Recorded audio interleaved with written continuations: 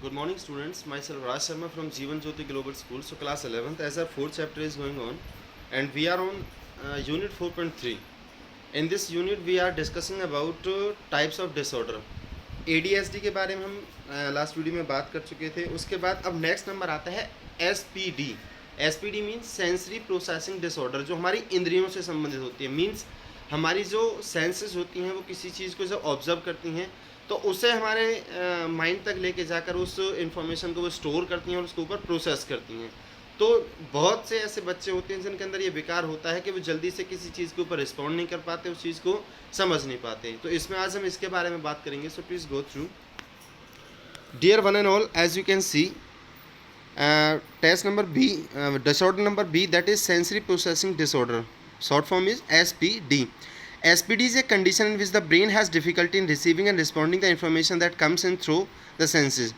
ये SPD एक वह अवस्था होती है जिसमें हमारे ब्रेन को, हमारा जो दिमाग होता है उसमें उसे कठिनाई होती है किसी भी चीज़ को रिसीव करने में और उसके ऊपर प्रतिक्रिया देने में. उन इन्फॉर्मेशन, उन सिग्नल्स, उन कह सकते हो मैसेजेस पे जिन्हें हमारे सेंसेस हमें हमारे ब्रेन तक सेंड आउट करती हैं.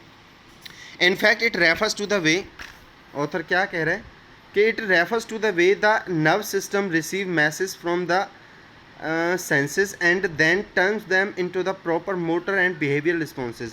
ऑथर क्या कह रहा है, इस बात को इस तरीके से समझिए, इस बात की तरफ परिभाषित करता है, इशारा करता है कि वो मान के चलिए हमारे नर्व्स हैं, जो हमारी नाड़ियाँ हैं, जो हमारी तंत्रिका तंत्र है, वो किसी मैसेज को रिसीव करता है हमारी इंद्रियों से और फिर उसे क्या करता है, टर्न्स, उसे बदल देता है into proper motor and behaviour responses, कि उसे आगे तक, हमारी इंद्रियों तक, हमारे दिमाग तक इस तरीके से पहुंचाता है कि उस पर किस तरीके का बिहेवियर करना है और कैसे उस पर रिस्पॉन्ड करना है.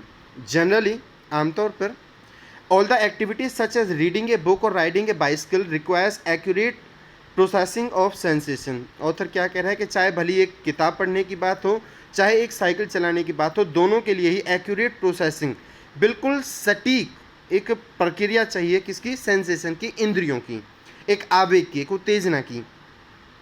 It is some sort of neurological traffic jam that prevents certain parts of the brain from receiving the information required to interpret sensory information accurately. Author क्या कह रहा है कि इस बात को इस तरीके से समझिए कि it is some sort of neurological traffic jam, जैसे कि हमारे दिमाग में कोई ट्रैफिक जाम हो गया है जो कि हमारी इन्फॉर्मेशन को ब्रेन के सर्टेन पार्ट्स तक पहुंचने नहीं देता, उसे रिसीव करने नहीं देता. और जब कोई चीज़ ब्रेन रिसीव ही नहीं करेगा तो उसके ऊपर रिस्पॉन्ड कैसे करेगा, जिसकी रिक्वायर्ड आवश्यकता होती है किसके लिए, टू इंटरप्रेट, उसे टर्न बदलने में, चेंज करने में, किसमें, सेंसरी इन्फॉर्मेशन एक्यूरेटली, उसे सटीक तौर पर उसके ऊपर प्रोसेस करने में, उसे किसी चीज़ में ढालने में.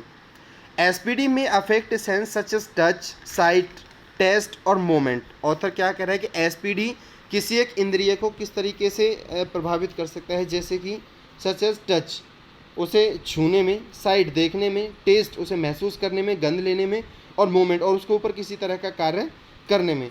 It may be also affect multiple senses, न सिर्फ एक सेंस को बल्कि कई सारी सेंसेस को, इंद्रियों को एक बार में ही क्या है, प्रभावित कर सकता है. इन दिस डिसऑर्डर, इस विकार में, द पर्सन में स्क्रीम वैन टच और मे वॉमिट और dive under the table after hearing the sound of a leaf blower outside the window. Author क्या कह रहा है कि SPD में, इसमें जो इसका विक्टिम होता है, जो इससे ग्रस्त जो व्यक्ति होता है, वह इतनी तेज़ चिल्ला सकता है कि अचानक से अगर मान के चलो उसे किसी ने छू दिया हो, इतनी तेज़ चिल्लाएगा, इतनी तेज़ चीखेगा, या फिर वॉमिट कर सकता है, या फिर उछलकर किसी एक टेबल के, किसी कुर्सी के नीचे जाके ऐसे छुप सकता है. और यहाँ तक कि सिर्फ एक इतनी सी साउंड से भी वो भयभीत हो सकता है, चिल्ला सकता है कि मान के चलो बाहर खिड़की खुली हुई है और पेड़ से कोई पत्ता गिरा है तो उस पत्ते गिरने की आवाज़ से भी वो इतनी तेज़ चीख सकता है. आगे ऑथर क्या कह रहा है, देखिए. इन सम केसेस, कुछ केसेस में तो the person with SPD may remain unresponsive to anything around him. कई केसेस में तो ऐसा देखने में आया है कि जो SPD से ग्रस्त बच्चे या व्यक्ति होते हैं वो इतने अनरिस्पॉन्सिव हो जाते हैं कि मतलब उन्हें कोई फ़र्क ही नहीं पड़ता कि उनके आसपास क्या चीज़ हो रही है. सपोज करके जैसे even he may fail to give any response to extreme heat और कोल्ड और पेन.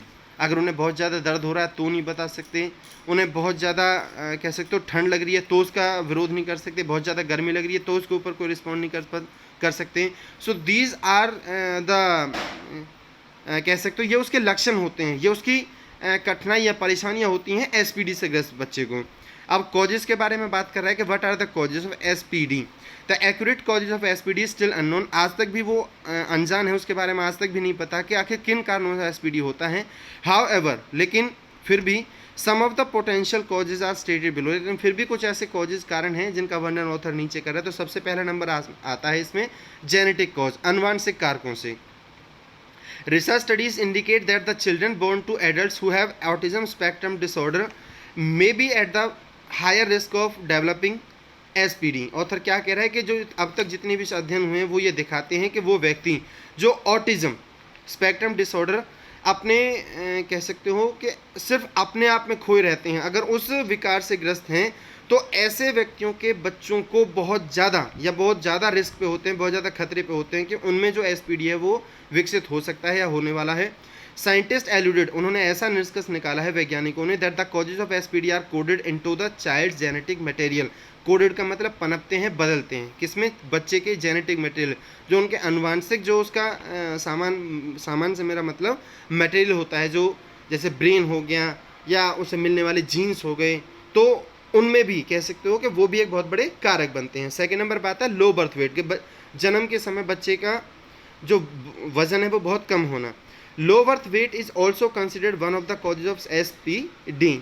थर्ड नंबर पे बात करते हैं एनवायरमेंटल फैक्टर, कि वातावरणीय जो कारक होते हैं। यूजुअली आमतौर पर children who are adopted often experience sensory processing disorder due to some restriction in their early lives और poor potential care, parental care. मान के चलो ऐसे बच्चे जो अनाथाश्रम से या कहीं से अडॉप्ट किए जाते हैं, गोद लिए जाते हैं, ऐसे बच्चों में एसपीडी होने का खतरा बहुत ज़्यादा होता है। ड्यू किसकी वजह से? कि some restriction in their early life, उनकी जो पहले ज़िंदगी थी, चाहे वो अनाथाश्रम में हो, चाहे वो उस परिवार में हो जहाँ वो रहते हों, वहाँ पर उनके ऊपर लगी हुई पाबंदी, उनके ऊपर लगी हुई झड़क, बात बात पर उन्हें झड़कना, डांटना etcetera, and poor parental care, कि उन्हें ना कोई माँ बाप होता है, तो माँ बाप ही नहीं होगा तो उन्हें कौन उनकी केयर करेगा, देखभाल करेगा। Okay, last one is physical cause, शारीरिक कारक। Research studies have indicated that individual with SPD have abnormal brain activity when expose to certain stimuli, कि अलग अलग तरीक़ों के कारकों से जब वो एक्सपोज होता है, उसका सामना होता है, तो उस ऐसे बच्चे को भी बहुत ज़्यादा खतरा होता है कि वो एसपीडी से ग्रस्त हो सकता है। Individual with SPD have differences in brain structure which provide a biological basis for the onset of this disorder. SPD से जो ग्रस्त बच्चा होने वाला होता है तो उसके ब्रेन की जो बनावट है कुछ अलग तरीके से होती है, दिमाग में कुछ अलग तरह की कह सकते हो कुछ प्रतिक्रियाएं होती हैं जो कि ऑनसेट आधार बनते हैं इस विकार के पनपने का। Okay guys, so please go through with the video. Thank you.